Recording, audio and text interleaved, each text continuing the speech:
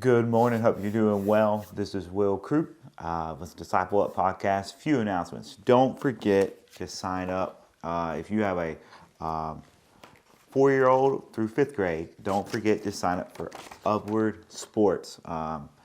Joey is handling most of this, but just sign up. Please register. Look in your bulletin or look at this website right here. I'll post it on the link in YouTube or in the description on YouTube and the podcast.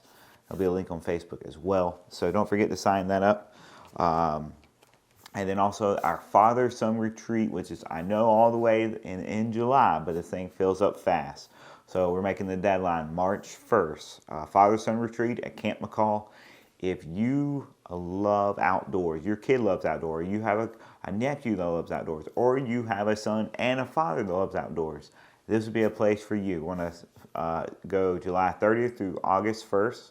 That's a Saturday through Monday. We'll leave Saturday morning from here, from Living Water, and we'll be back at Living Water Monday afternoon. We'll stay in a cabin. There's bathrooms nearby. It'll be a lot of fun. There's waterfalls, zip lines, campfires. There's for older kids, there's 22 Ralphery. There's even high ropes courses that are a little harder than that are difficult for even college people, college young men, or just young men in general. And then you can go hiking pretty high up in the, I think I forgot the name of the mountain, but it's pretty high. But we'll be worship. I'll just be honest with you. Camp McCall is a place that God used to change my life as a kid and as a young man. And He used it both times in my life to just form who I am. And I think every man, every child, every boy should be able to experience Camp McCall. So I'm urging you to sign up for that. Deadline's March 1st. Total cost per camper, that means you and your son or your nephew or your father or whoever, $145. So you get 6 meals with that. So, I don't know how many meals you can get, really nice meals, like really nice. And then also you get all these activities, a place to stay. You can't beat that. I'm just sorry, you can't beat that. And God has used this place to change a lot of lives, and I hope you can be a part of that. So, and then also we have a little family outing, February 26th. We'll be going to Planet Fun in Charlotte. We'll just meet there at Planet Fun. There's a lot of activities, bumper cars, there's bowling, there's laser tag, there's bounce houses. There's a lot of things you can do, arcade. But prices vary on that depending what activity you want to do. But we'll just show up and hang out together. So from 10 to 12, February 26th, Saturday morning. Just a good, fun time to get together. So with those announcements, let's get to the podcast. So the kids this past Sunday looked at the story of when Jesus washed the disciples' feet, and the message, what they were supposed to learn, and we'll probably take away this: we're supposed to serve others, and the reason is because Jesus served us. I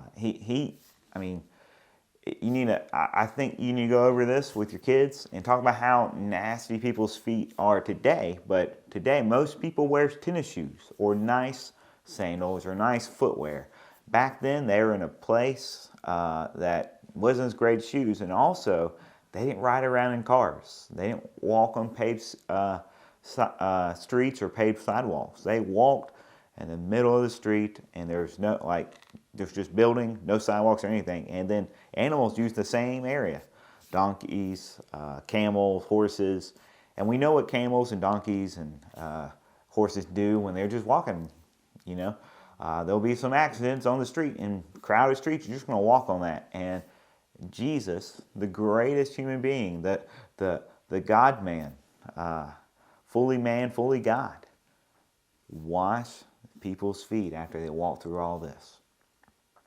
And Peter, one of his great disciples, did not want to do it. He says, "You'll never wash my feet." And Jesus was teaching him, you need to be washed. He was alluding to being washed of their sins. And I think you need to point out that the disciples didn't quite understand what it meant to serve others. They thought we should, or how Jesus came to serve us. And they didn't quite understand that, and that's okay. And kids may not understand that as well. Why would this king, this God, the King of Kings, God is with us, this Jesus, come to wash his disciples' feet? I think it's a good idea to be patient when we are teaching our kids and discipling our kids. I listened to a pastor talk about, is it all on us that our kids are saved? No, God is the one that truly saves. But we should be showing Christ in everything we do. And the pastor talking about there's a lot of how-to books in parenting, and he talked about a mentor that talked to him saying it's not about mechanics, like it's not about a how-to. For instance, when you see a car has a problem, you look at it. Okay, if you do this, you fix it. Well, that's how we sometimes look at life. If we do this, we fix it. If we do it, then this will work. And life is it's not mechanical like that. That's not how God designed our lives. And the mentor, this pastor, told him that you need to look at, when you are discipling your kids or discipling others, you need to look at it as you're a farmer and you're planting the seeds. And that's all you can do. You get the best nourishment you can. It's not a guaranteed every time that the seed will grow and make a great harvest. And one of the worst things you can do is pull up that seed and out of the ground, because then you just ruined the whole plan. But what you got to do is just give it time, give it light, give it nourishment. So how does that relate to us? I would say be an example to our kids. Show the light of Christ in everything we do by serving others and valuing his word. And I mean, not just like, oh, I value it. I mean, like, you make it a point that this is the most important thing to you. And that's not something, that's something we can struggle with. We get distracted by many things. And that's why we rely on the grace of Jesus. But we need to make sure that kids know that the Word of God is, and our relationship with Christ is the most valuable thing to us. My dad grew up in Virginia. I wouldn't say the middle of nowhere, Virginia. It's more like the middle of the south side of Virginia, a place called Nelson. And there's a story that he told me about where his grandma got mad at him because him and his cousins knocked over a lamp. And my great-grandma, who I don't think I ever met, got mad at my dad and blamed my dad for the lamp almost breaking.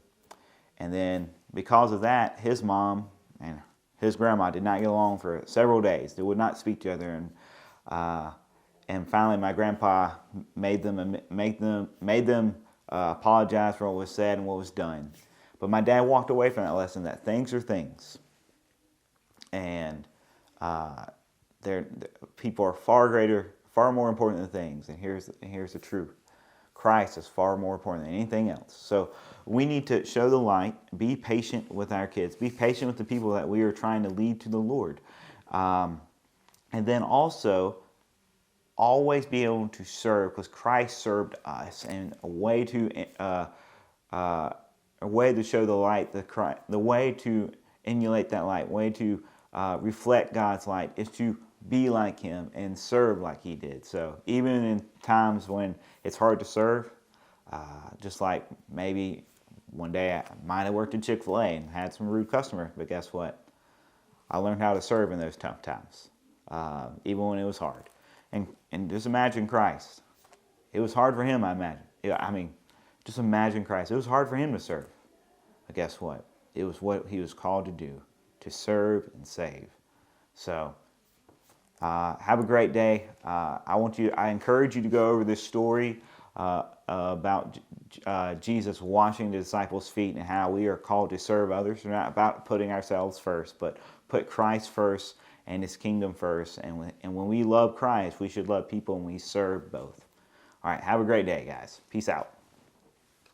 Oh, sorry. Don't forget about Upward Sports, Upward Soccer. Don't forget about Father-Son Retreat and our little family outing at Planet Fun in February. All right, peace out.